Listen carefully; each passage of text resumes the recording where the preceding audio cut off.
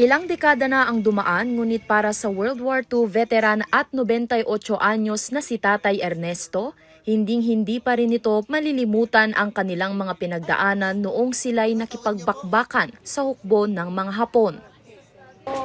Upat kami, kasi nakita hindi lalpas ti firing di jay ko hapon. Datay the driver kan baysa.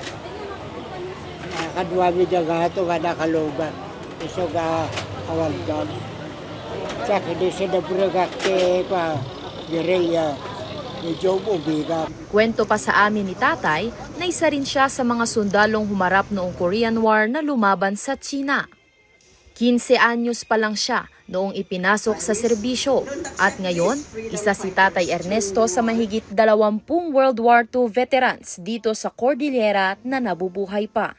At sa araw na ito sa Veterans Park ng Baguio City, inaalaala ang ika-80 anibersaryo ng paglayan ng lungsod mula sa Hapon.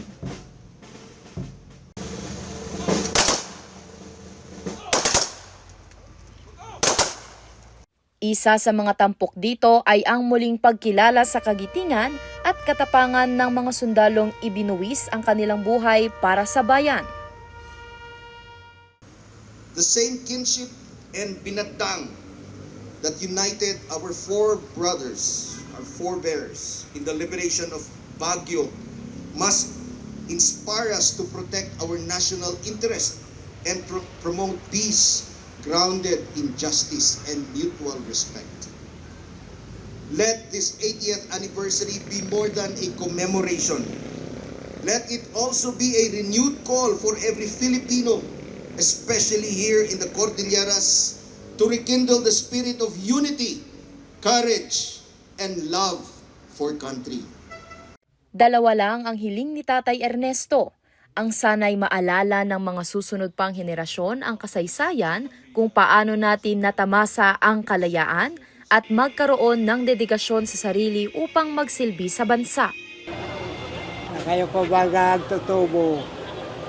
Kung ako ba willing kayo gagatid darte ROTC, Reserve Trading yung Corps ti kwa Philippine Army.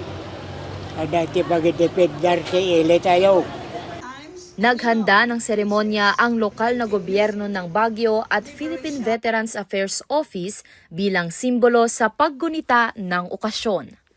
Sandy Salvacio, Balitang Solid North.